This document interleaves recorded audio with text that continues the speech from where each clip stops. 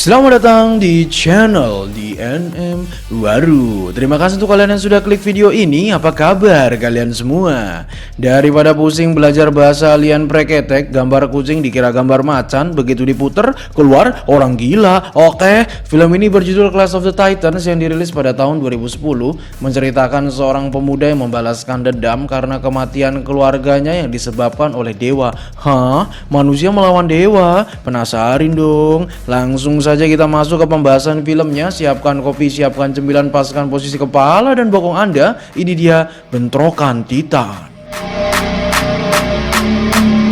Dikisahkan zaman dahulu yang katanya tertulis dalam bintang-bintang, nggak tahu bacanya gimana. Para dewa memerangi dan mengalahkan orang tua mereka, yaitu para Titan. Yang kemudian para dewa membagi semesta. Zeus menguasai langit, Poseidon menguasai lautan, dan Hades ditipu oleh Zeus disisakan untuk menguasai dunia bawah. Zeus kemudian menciptakan manusia yang bertujuan untuk memberi keabadian pada para dewa melalui doa manusia. Seiring berjalannya waktu, bagaimanapun manusia mulai mempertanyakan kekuasaan para dewa dan tak lama melawan pencipta mereka. Kemudian Sins beralih kepada seorang nelayan bernama Spyro, pakai Y, ini orangnya, menemukan peti mati mengambang di tengah laut. Namun tanpa diduga, begitu peti tersebut dibuka, terdapat seorang bayi dengan keadaan hidup bersama ibunya yang telah tewas. Spyro akhirnya pun memutuskan untuk mengadopsi bayi tersebut. Singkat waktu, kini sang bayi sudah tumbuh dewasa dan memiliki nama yaitu Perseus. Bukan persepsi ya, nanti pusing. Sedang menangkap ikan bersama keluarganya. Tanpa sengaja mereka melihat sekawanan tentara dari Argos menghancurkan patung Zeus. Dan seperti manusia pada umumnya, kalau ada ribut-ribut pasti ditontonin. Ketika patung tersebut berhasil dirobohkan, tiba-tiba muncullah makhluk seperti kelelawar jadi-jadian karena gak jelas juga itu bentuknya apa sih, dan membunuh semua prajurit yang merobohkan patung. Dan tiba-tiba kelelawar tersebut menjadi satu, membentuk seseorang yang tanpa terduga itu merupakan sang dewa malapetaka Hades. Kemudian gak ada angin, gak ada hujan, kapal Perseus dihancurkan tanpa alasan oleh si Hades ini. Semua keluarga Perseus pun tewas atas kejadian tersebut dan hanya Perseus yang selamat dan ditemukan oleh sekelompok tentara. Perseus dibawa untuk menghadap Raja Cepheus dan Ratu Cassiopeia yang sedang merayakan kampanye mereka melawan para dewa. Ratu Cassiopeia dengan angkuhnya membandingkan anaknya Andromeda dengan Dewi Aphrodite dan menyatakan bahwa Andromeda lebih cantik daripadanya. Pesta yang meriah itu dikacaukan oleh kedatangan Hades yang telah diperintahkan Zeus untuk menghukum kelakuan manusia.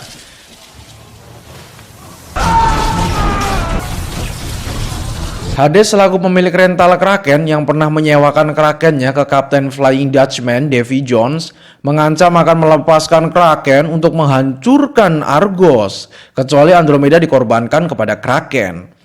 Sebelum meninggalkan Argos, Hades mengatakan di depan komuknya Perseus, demigod atau manusia setengah dewa. Perseus sempat disiksa oleh pasukan Raja Argos namun dihentikan oleh sang raja, dan setelah mendengar alasan ketidaktahuan Perseus mengenai dirinya yang setengah dewa, Perseus pun dilepaskan.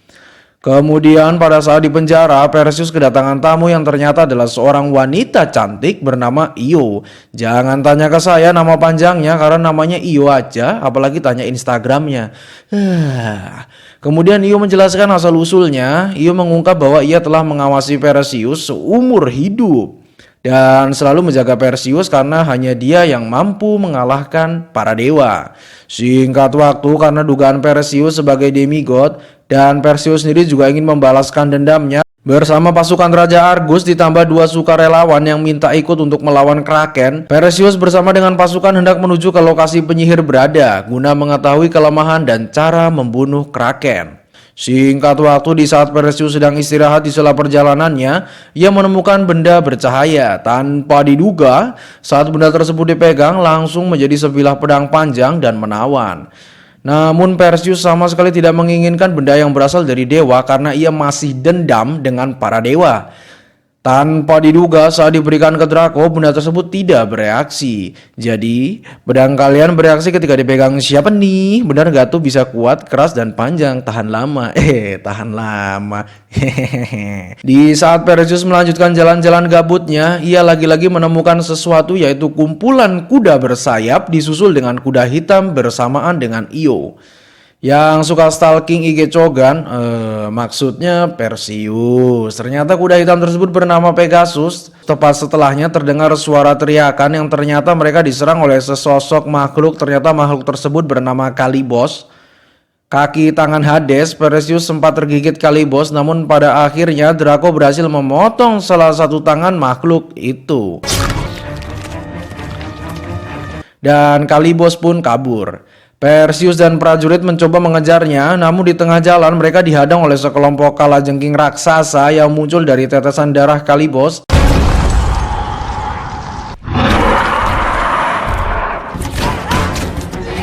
Ketika mereka kewalahan melawan kalajengking tersebut, tiba-tiba mereka diselamatkan oleh sekelompok jin, nggak pakai iprit, atau bisa diartikan sebagai petapa. Karena mungkin pertapaannya di Warcraft sudah cukup lama hingga mereka tidak berwujud lagi seperti manusia, yang dimana pemimpin mereka bernama Sulaiman. Ini bentukannya. Di saat Perseus kesakitan karena bekas gigitan Kalibos, Io pergi untuk mengambilkan air Perseus.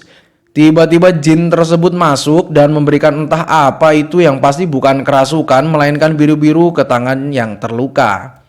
Sempat terjadi kekisruhan, tapi ternyata ini cuma salah paham di mana para jin juga berharap para dewa dikalahkan.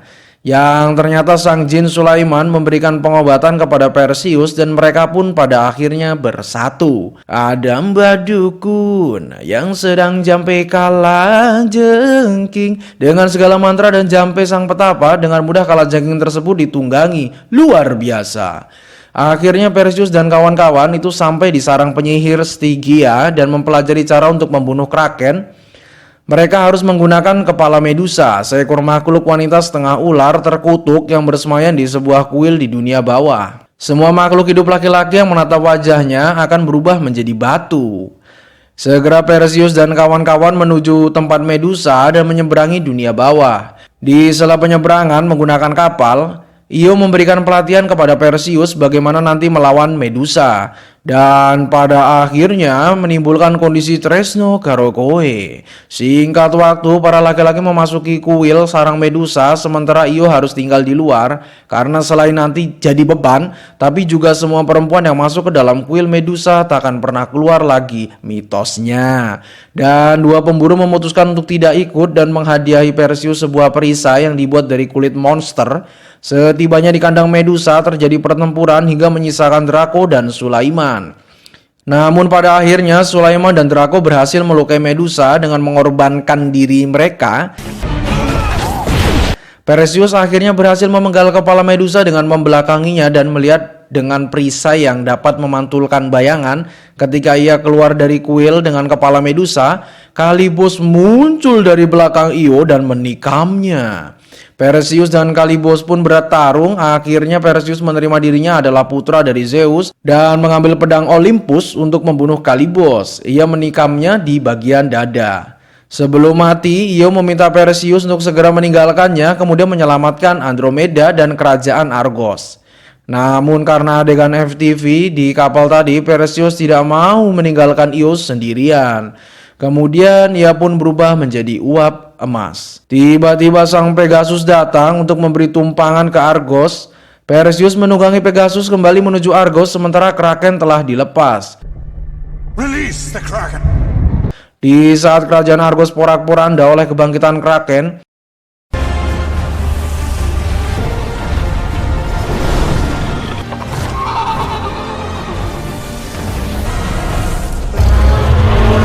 keseimbangan kekuatan di Gunung Olympus pun juga terguncang, di mana Hades menyatakan bahwa ia tak perlu iman dan penyembahan dari manusia seperti yang dibutuhkan Zeus untuk menjadi kuat, tetapi hanya dengan ketakutan manusia Hades dengan mudahnya melengsarkan Zeus yang semakin melemah. Dengan menunggangi Pegasus hitam, Perseus sampai di Argos, namun sempat dihentikan aksinya oleh Hades. Sempat ada adegan rebutan kepala Medusa, namun pada akhirnya Perseus bisa merebutnya kembali. Kemudian memperlihatkan kepala Medusa kepada Kraken dan membuat kontak mata tepat sebelum Kraken mencapai Putri Andromeda. Perlahan Kraken pun membatu dan runtuh. Hades muncul berniat membunuh Perseus. Pada akhirnya Perseus dengan pedangnya memanggil Zeus dan melempar pedangnya ke arah Hades. Sebuah kilatan petir menelan pedang itu dan menyambar Hades kembali ke dunia bawah.